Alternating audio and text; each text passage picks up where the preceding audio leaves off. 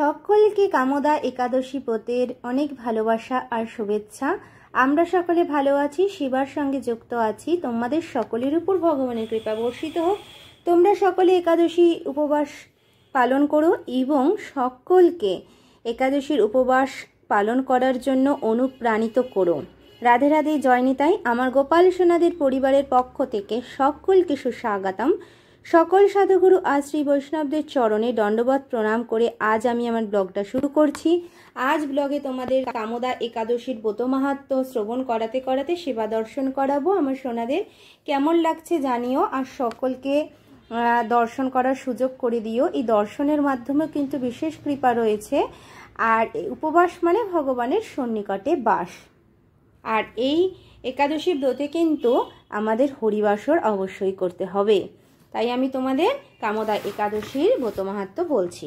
চৈত্র মাসে শুক্লপক্ষের কামদা একাদশী ব্রত মাহাত্ম্য বরাহ পুরাণে বর্ণিত হয়েছে। মহারাজ যুধিষ্ঠির বললেন, হে বাসুদেব, আপনি কৃপা করে আমার কাছে চৈত্র মাসে শুক্লাপক্ষের একাদশীর মহিমা কীর্তন করুন। শ্রীকৃষ্ণ বললেন, হে মহারাজ, এই একাদশী ব্রত সম্পর্কে এক বিচিত্র কাহিনী বর্ণনা করছি, আপনি এক মনে তা শ্রবণ করুন। পূর্বে মহিষী বশিষ্ঠ মহারাজ দিলীপের কৌতূহল নিবারণের জন্য এই ব্রতকথা কীর্তন করেছিলেন। ঋষি বশিষ্ঠ বললেন, হে মহারাজ, চৈত্র মাসে শুক্লাপক্ষের একাদশীর নাম কামদা একাদশী। এই তিথি পাপ নাশক, অর্থাৎ পাপ বিনাশক, পাপ নাশ করে দেয়, পুণ্য দায়িনী, পুণ্য দান করেন। পূর্বকালে মনোরম নাগপুরে স্বর্ণ নির্মিত গৃহে বিষধর নাগেরা বাস করত। তাদের রাজা ছিলেন পুণ্ডরিক। গন্ধর্ব, কিন্নর, অপ্সরাদের দ্বারা তিনি সেবিত হতেন। সেই পুরীর মধ্যে অপ্সরাশ্রেষ্ঠ ললিতা ও ললিত নামে গন্ধর্ব স্বামী স্ত্রী রূপে ঐশ্বর্যপূর্ণ এক গৃহে পরম সুখে দিন যাপন করত। একদিন পুণ্ডরিকের রাজসভায় ললিত একা গান করছিল। এমন সময়ে ললিতার কথা তার মনে পড়ে যায়। ফলে সঙ্গীতের স্বর, লয়, তাল, মানের বিপর্যয় ঘটল। কর্কটক নামে এক নাগ ললিতের মনোভাব বুঝতে পারল। গানের ছন্দভঙ্গের ব্যাপারটি সে পুণ্ডরিক রাজার কাছে জানালো। তা শুনে সর্পরাজ ক্রোধ ভরে কামাতুর ললিতকে, রে দুর্মতি, তুমি রাক্ষস হও বলে অভিশাপ দান করল। সঙ্গে সঙ্গে সেই ললিত ভয়ঙ্কর রাক্ষস মূর্তি ধারণ করল। তার হাত 10 যোজন বিস্তৃত, মুখ পর্বত গুহাতুল্য, চোখ দুটি প্রজ্বলিত আগুনের মতো, ঊর্ধ্বে 8 যোজন বিস্তৃত প্রকাণ্ড এক শরীর সে লাভ করল। ললিতের এরকম ভয়ঙ্কর রাক্ষস শরীর দেখে ললিতা মহা দুঃখে চিন্তায় ব্যাকুল হলেন। স্বেচ্ছাচারী রাক্ষস ললিত দুর্গম বনে ভ্রমণ করতে লাগলো। ললিতা কিন্তু তার সঙ্গ ত্যাগ করল না। ললিত নির্দয়ভাবে মানুষ ভক্ষণ করত। এই পাপের ফলে তার মনে বিন্দুমাত্র শান্তি ছিল না। পতির সেই দুরবস্থা দেখে ব্যথিত চিত্তে রোদন করতে করতে ললিতা গভীর বনে প্রবেশ করল। একদিন ললিতা বিন্ধ্য পর্বতে উপস্থিত হল। সেখানে ঋষ্যসিংহ মুনির আশ্রম দর্শন করে মুনির কাছে হাজির হল।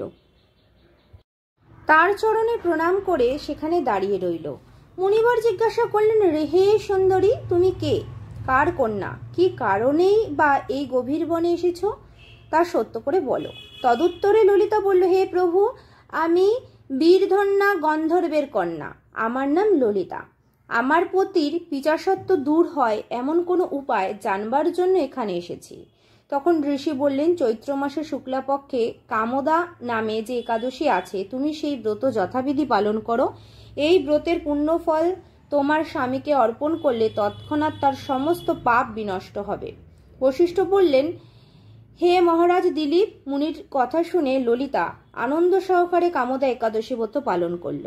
তারপর ব্রাহ্মণ ও বাসুদেবের সামনে পতির উদ্ধারের জন্য আমি যে কামদা একাদশীর ব্রত পালন করেছি তার সমস্ত ফল আমার পতির উদ্দেশ্যে অর্পণ করলাম। এই পুণ্যের প্রভাবে তার পিচাসত্ব দূর হোক। এই কথা উচ্চারণ মাত্রেই ললিত শাপমুক্ত হয়ে দিব্য দেহ প্রাপ্ত হল। পুনরায় গন্ধর্ব দেহ লাভ করে ললিতার সাথে সে মিলিত হলো। তারা বিমানে করে গন্ধর্ব লোকে গমন করলো। তাহলে বুঝতে পারলে যে একাদশীর মাহাত্ম্য কত বিশেষ, যে একাদশী ব্রত পালন করলে আমাদের পূর্ব জীবন ইহজীবন সমস্ত জীবনের পাপ ক্ষয় হয়ে যায় এবং মনে প্রাণে একটা মানে দিব্য অনুভূতি অনুভব করা যায়। হে মহারাজ দিলীপ, এই ব্রত যত্ন সহকারে সকলেরই পালন করা কর্তব্য। এই ব্রত ব্রহ্ম হত্যা, পাপ বিনাশক ও এবং পিতাসত্ব মোচনকারী। আর এই ব্রত যারা যে শ্রদ্ধাপূর্বক পাঠ করে এবং শ্রবণ করে তাদের বাজপেয় যজ্ঞের ফল লাভ হয় এবং সমস্ত পাপ থেকে তারা মুক্ত লাভ করে। জয় রাধে, জয় নিতাই। সকলকে কিন্তু কামদা একাদশী ব্রতের ভালোবাসা আবার জানালাম। এবার দেখো এবং ভগবানকে আহ্বান জানাচ্ছি, এসো এসো এসো হে। হে প্রভু, আমার কিবা আছে, আমি তোমায় কিবা দেব, ভালোবাসা ছাড়া তোমায় কিছুই দেওয়ার নেই কো হে। এসো, কৃপা করে নেবে, এসো, সেবা গ্রহণ করো এবং প্রত্যেকটি ভোগের উপরে তুলসী পত্র নিবেদন করে আমি ভোগটা নিবেদন করে দেব।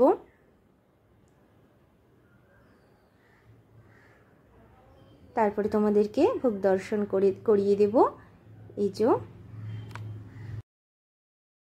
গুরু প্রদত্ত বীজ মন্ত্র দ্বারা আমি সেটা নিবেদন করে দেব আর মনের ভক্তি সহকারে ভালোবাসা দিয়ে আমি সেটা আমার বাবুদেরকে সেবা করিয়ে দেব। আর এই দেখো ভোগ দর্শন করো, একাদশীর ভোগ দর্শনে বাড়ে সৌভাগ্য। তোমাদের সকলকে আমি প্রসাদ পাঠিয়ে দিলাম। আর এই যে আমার আনন্দ সোনা আর সকল বাবুদেরকে দর্শন করো, কত সুন্দর, পরম আনন্দ, পরম শান্তি রয়েছে এই সেবায়। যদি মনে প্রাণে তাকে ভালোবাসা যায়, যদি হৃদি বৃন্দাবনে তাকে বসানো যায়, তাহলে আর আমাদের কিছুই চাও পাওয়া থাকে না। দেখো কত সুন্দর, সকলে তোমাদেরকে দর্শন দিচ্ছে। দর্শনে বিশেষ কৃপা, তোমার সকল আপনজনদের দর্শন করার সুযোগ করে দিও। আর সকলে প্রসাদ পেও, ভগবানকে নিবেদন করে তোমরা সবাই প্রসাদ পেও।